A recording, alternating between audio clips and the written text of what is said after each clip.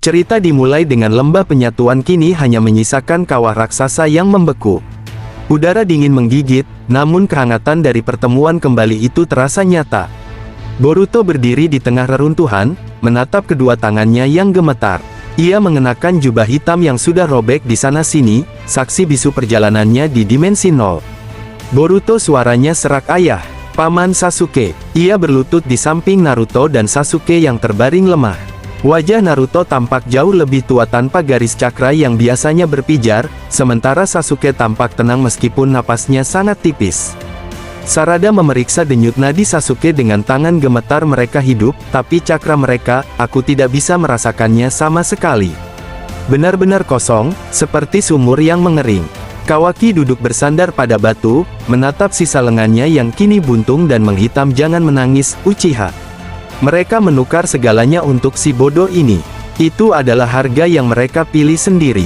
Boruto menatap Kawaki. Ada rasa bersalah yang mendalam di matanya, namun Kawaki hanya membalasnya dengan seringai tipis yang penuh penderitaan. Boruto berkata, Kawaki, lenganmu, dan kristal itu. Kawaki mengatakan, lupakan soal lenganku. Aku sudah terbiasa kehilangan sesuatu. Tapi kau terlihat berbeda. Matamu, bukan lagi mata seorang manusia yang kau kenal dulu, kan? Boruto berkata, aku melihat segalanya, Kawaki.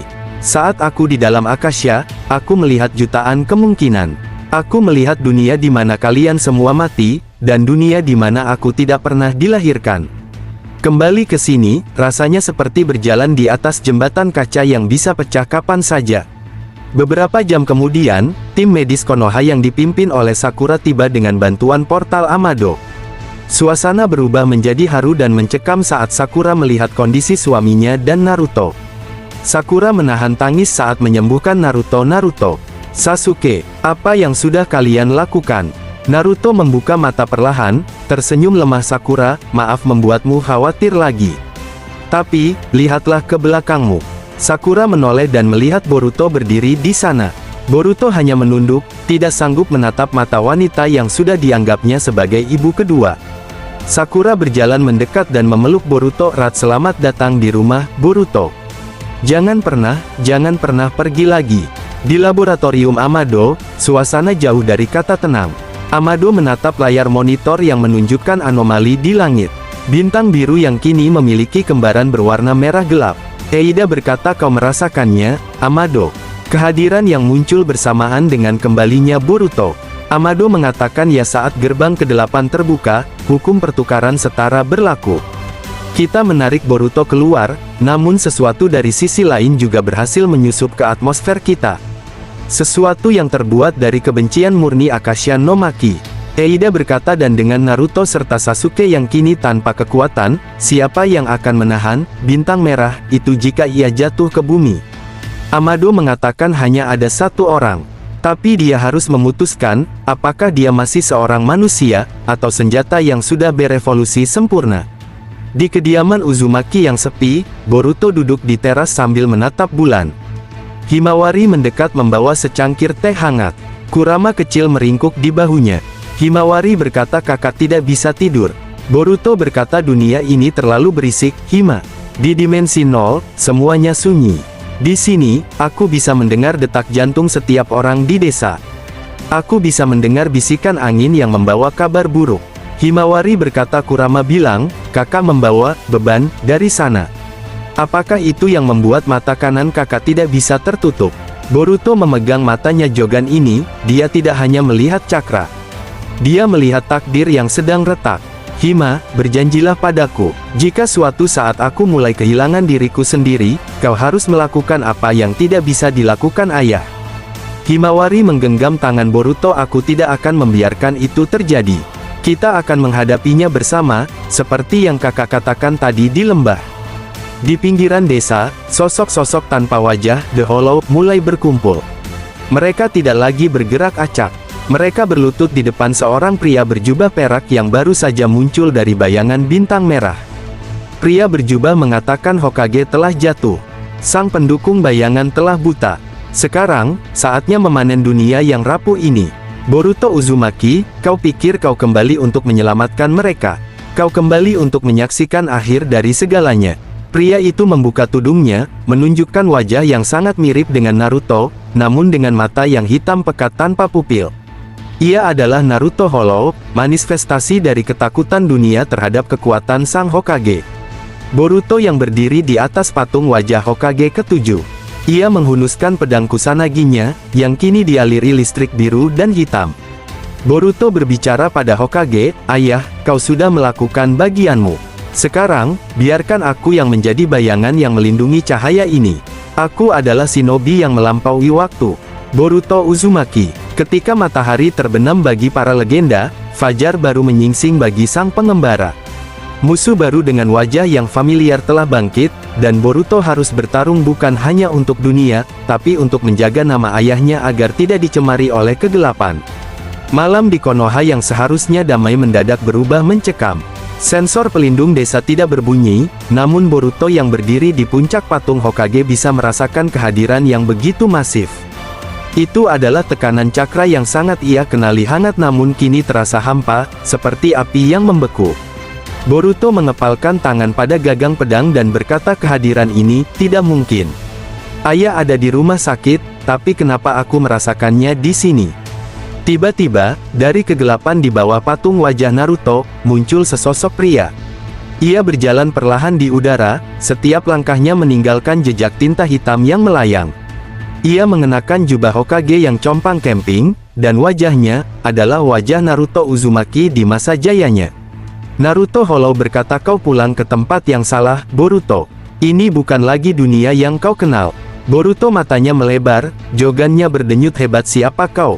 Jangan berani-berani menggunakan wajah itu di depanku." Naruto Hollow berkata, Aku adalah apa yang tersisa ketika harapan rakyatmu hancur. Aku adalah ketakutan mereka akan kehilangan pelindungnya. Aku adalah manifestasi dari eksistensi Naruto Uzumaki yang dihapus oleh Akasha demi membawamu kembali." Boruto berkata, "Ayahku tidak akan pernah bicara seperti itu. Kau hanyalah sampah data yang tersisa dari gerbang ke-8. Naruto Hollow tersenyum dingin, matanya yang hitam pekat tanpa pupil menatap tajam. "Apakah kau yakin? Bukankah kau yang menyebabkan dia kehilangan kekuatannya? Kau menukar kehebatannya dengan kepulanganmu yang egois. Akulah harga yang harus dibayar dunia karena kau masih hidup." Boruto berteriak, "Diam, hentikan bicaramu." Boruto melesat maju dengan kecepatan yang melampaui penglihatan biasa. Ia menghunuskan pedangnya, namun Naruto Hollow menangkap bilah pedang itu hanya dengan dua jari yang dilapisi tinta hitam. Naruto Hollow berkata, "Terlalu lambat. Apakah ini yang kau pelajari di dimensi 0? Naruto Hollow membentuk sebuah bola hitam di tangan kirinya. Itu adalah Rasengan, namun tidak berwarna biru. Warnanya adalah hitam legam dengan kilatan perak di tepinya. Naruto Hollow Shinjutsu berteriak, "Void Rasengan." Boruto terpaksa membentuk Rasengan di tangannya yang lain untuk menangkis Rasengan Uzuriko. Ledakan hebat terjadi di udara. Gelombang kejutnya menghancurkan sebagian atap gedung Hokage di bawah mereka. Boruto terlempar jauh, namun ia berhasil melakukan recovery di udara menggunakan aliran listrik dari kakinya. Di bawah, Kawaki dan Sarada yang merasakan ledakan tersebut segera tiba di lokasi. Kawaki menatap ke langit dengan wajah pucat. Kawaki terkejut, "Apa-apaan itu? Hokage, kenapa dia menyerang Boruto?" Sarada mengaktifkan saringan. "Bukan, Kawaki. Lihat matanya, itu bukan paman Naruto. Energi itu sama dengan energi The Hollow yang kita hadapi di lembah, tapi dalam skala yang jauh lebih mengerikan." Kawaki menyeringai, Si bodoh itu dalam bahaya. Biarpun lenganku hanya tinggal satu, aku tidak akan membiarkan wajah itu menang." Kawaki mencoba melompat, namun tiba-tiba tubuhnya membeku. Tinta hitam merambat dari bayangannya sendiri, mengikat kakinya. Naruto Hollow melihat ke bawah. "Tetaplah di sana, wadah. Kau adalah makanan penutupku setelah aku menghapus noda utama dalam sejarah ini." Boruto kembali menyerang, kali ini dengan rentetan teknik Uchiha style Shurikenjutsu yang dikombinasikan dengan Raiton. Namun, setiap serangan Boruto selalu meleset tipis, seolah Naruto Hollow tahu kemana Boruto akan bergerak bahkan sebelum Boruto memikirkannya. "Naruto Hollow, aku tahu teknik ini. Sasuke yang mengajarkannya padamu, kan? Aku memiliki semua memori Naruto tentang setiap latihan yang kau lalui. Kau tidak bisa menang melawan bayangan dari masa lalumu sendiri." Boruto terengah-engah, Luka gores di pipinya mengeluarkan darah biru. Mungkin kau tahu masa laluku, tapi kau tidak tahu apa yang kulihat di balik gerbang ke-8. Boruto menutup mata kirinya dan memfokuskan seluruh energinya pada Jogan di mata kanannya. Tiba-tiba, waktu seolah melambat. Boruto bisa melihat aliran data yang membentuk tubuh Naruto Hollow.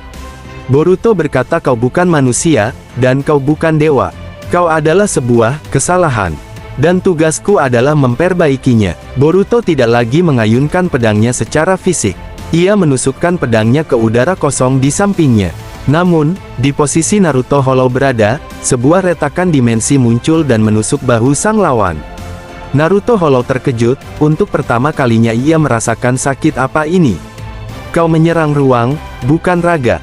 Boruto mengatakan itu adalah space-time severance. Di dimensi 0, aku belajar bahwa jarak adalah ilusi. Kau ada di mana-mana dalam memoriku, jadi aku bisa menyerangmu dari mana saja. Naruto Hollow berkata tertawa gila menarik. Kalau begitu, mari kita lihat bagaimana perasaanmu saat melihat desa ini hancur oleh teknik yang paling dicintai ayahmu. Void Style, Choodama Rasen Shuriken. Sebuah shuriken angin raksasa berwarna hitam terbentuk di atas kepala Naruto Hollow, cukup besar untuk menghapus setengah dari Konoha. Sarada berkata, Boruto, hentikan itu, desa dalam bahaya. Boruto berdiri di antara Naruto Hollow dan desa. Ia tahu jika ia menghindar, ribuan orang akan mati. Namun, untuk menangkis serangan sebesar itu, ia harus melepaskan segel Jogan sepenuhnya, yang berisiko membuat kesadarannya hilang selamanya ke dalam Akasha. Boruto menatap punggung patung wajah ayahnya. Ayah, berikan aku sedikit lagi kekuatanmu. Bukan kekuatan dewa, tapi tekad untuk tidak pernah menyerah. Naruto yang melepaskan serangan penghancur itu, sementara Boruto merentangkan tangannya lebar-lebar, menciptakan perisai cahaya biru yang mulai menelan dirinya sendiri. Menghadapi wajah orang yang paling dicintai dalam wujud monster adalah ujian terberat bagi sang pengembara.